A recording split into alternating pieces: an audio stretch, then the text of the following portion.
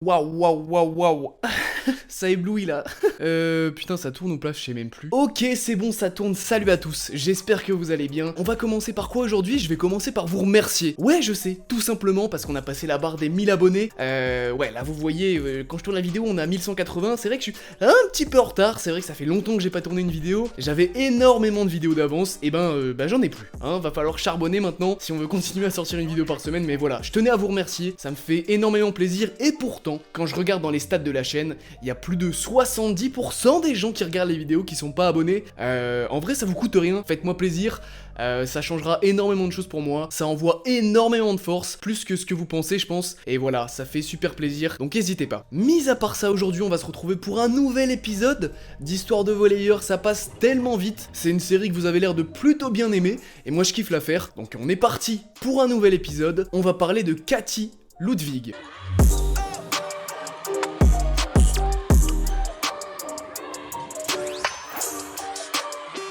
Alors Katie Ludwig, qui c'est? Elle est originaire de Kamloops, au Canada, volleyeuse forcément, même si vous allez voir qu'elle a pas tout de suite été attirée par le volley. Alors, on fait tous des erreurs, hein, c'est pas grave. Et c'est un peu sur ça que va porter cette histoire. Déjà pour commencer, avant de parler d'elle, on va parler un peu de sa famille. Elle est née dans une famille de sportifs de haut niveau. Et quand je parle de sportifs de haut niveau, je parle pas de ton daron qui tous les étés participe et finit à la première place du concours de pétanque sponsorisé par Ricard du camping du coin. Non, là je parle d'une vraie famille de sportifs de haut niveau. Sa tante, du côté de son père, c'était Lucy Schmidhauser, c'était une très bonne joueuse de tennis, et c'était aussi le cas pour son père, Jean Ludwig, qui était ancien joueur pro de NHL, la première division américaine de hockey sur glace. Ouais bon, ok, il faisait du hockey quand même, mais c'est pas mal quand même déjà. Sauf que son père, vu qu'initialement il a pas trop le physique d'un joueur classique de NHL, il devait travailler son physique à mort pour être affûté et avoir un bon niveau en début de saison. Et déjà, quand les parents sont sportifs de base, ils ont tendance à pousser leurs enfants vers le sport, ce qui est une bonne chose, hein, je pense. Ceux qui sont sportifs de haut niveau et qui travaillent très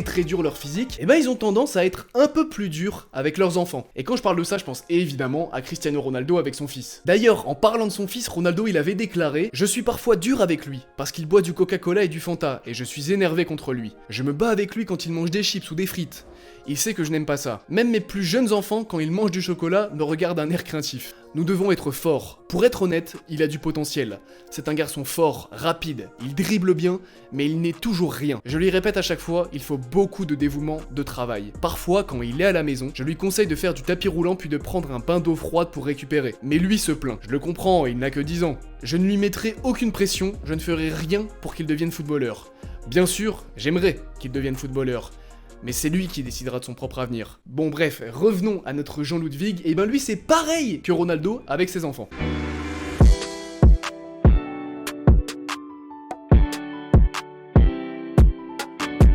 Et pourquoi je dis que Jean fait pareil avec ses enfants? Bah je vais vous donner des exemples très simples. Vous faites quoi le matin de Noël, habituellement? Vous digérez du repas de la veille, c'est vrai que vous avez un petit peu abusé avec le foie gras, ou alors vous ouvrez vos petits cadeaux. Et ben ça se passe pas comme ça chez la famille Ludwig. Non, chez les Ludwig, le daron, il réveille toute la famille, il réveille le petit frère, la petite sœur, et il emmène tout le monde courir à 5h du matin. Comme ça qu'on les réveille.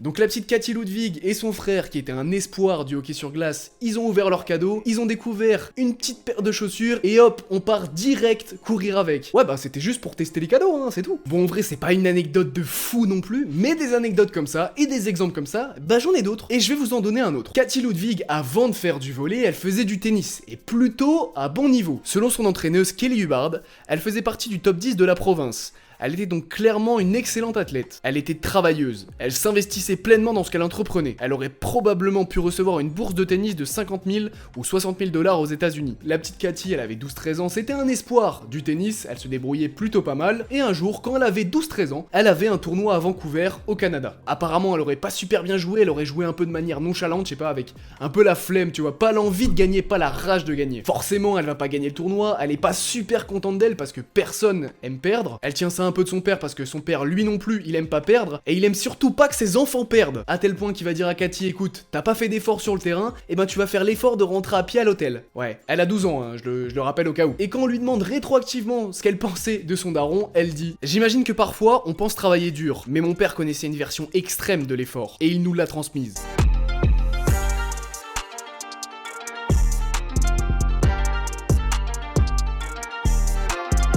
Bon, c'est bien, et le volley dans tout ça, parce que c'est bien, on a parlé de tennis, mais c'est pas le but de la chaîne, on est d'accord. Et ben ça vient encore une fois de son père qui, en plus d'être exigeant dans un sport, et ben en fait il était exigeant dans tous les sports. Ça lui tenait à cœur que ses enfants découvrent un peu chaque sport et soient surtout bons dans chaque sport. Et ça fait partie d'un débat à part, vous allez me dire ce que vous en pensez dans les commentaires, mais pour moi je suis persuadé qu'on est tous bons dans un domaine particulier, voire même excellents dans un domaine particulier, mais parce qu'il y a certaines personnes qui testent jamais ce domaine, que ce soit le sport, la musique ou quoi que ce soit, et ben elles découvriront malheureusement jamais. Bref, Cathy elle avait fait tellement de sport en étant petite qu'elle disait même: pour mon père il était très important de se construire une bonne base sportive, compte tenu de la corrélation entre les sports. Avec mes frères et sœurs, nous avons pratiqué le hockey, la danse, la lutte, le baseball et même le trampoline. La vraie question est de savoir quel sport nous n'avons pas pratiqué. Et à un moment, elle enchaînait les entraînements de tennis et juste après, elle avait les entraînements de volley. Et au fur et à mesure, elle s'est rendue compte qu'elle en avait marre du tennis et qu'elle rêvait d'une chose quand elle jouait au tennis, c'était ses entraînements de volley qui avaient lieu juste après. Plus je jouais au volleyball, plus je réalisais que j'appréciais vraiment les liens tissés avec mes coéquipières, et la façon dont elles deviennent comme une famille, d'une certaine manière. C'est quelque chose que je n'avais simplement pas avant. Forcément, quand tu joues au tennis, tu vas pas devenir meilleur pote avec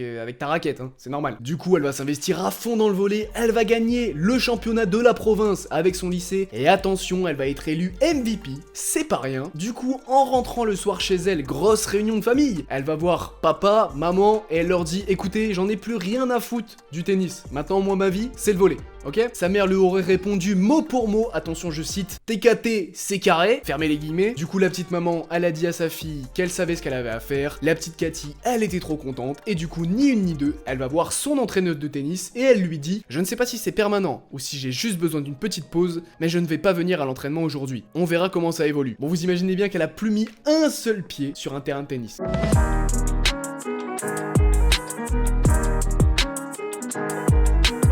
Bon, je vais accélérer un petit peu pour la fin de l'histoire. Elle a joué au Wolfpack de Tombstone Rivers.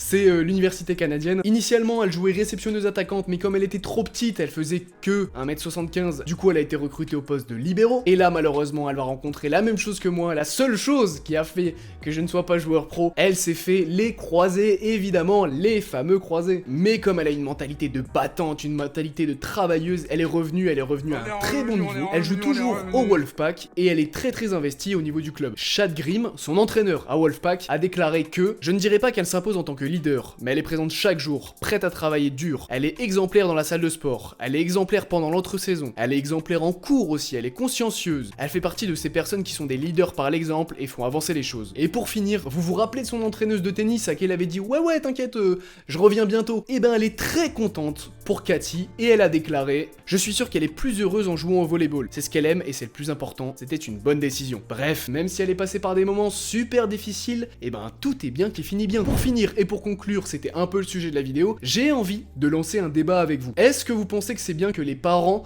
demandent autant de rigueur à leurs enfants dans un domaine? Là on a parlé du sport, mais ça pourrait être la musique par exemple. Parce que pour la petite Cathy, ça a bien fini, mais ça aurait pu avoir l'effet totalement inverse où elle était complètement dégoûtée du sport. Moi en tout cas, mon avis est tranché. Si mon fils ou ma fille ne finit pas en équipe de France de volley, elle est déshéritée, c'est clair et net. Bref, on se laisse là-dessus. J'ai hâte de découvrir vos commentaires sur ces différents petits sujets. Désolé du forcing, mais n'hésitez pas à vous abonner et à faire découvrir la chaîne à vos potos. On se retrouve vendredi prochain 15h pour une nouvelle vidéo. C'était votre nouveau volleyeur préféré. Tchou!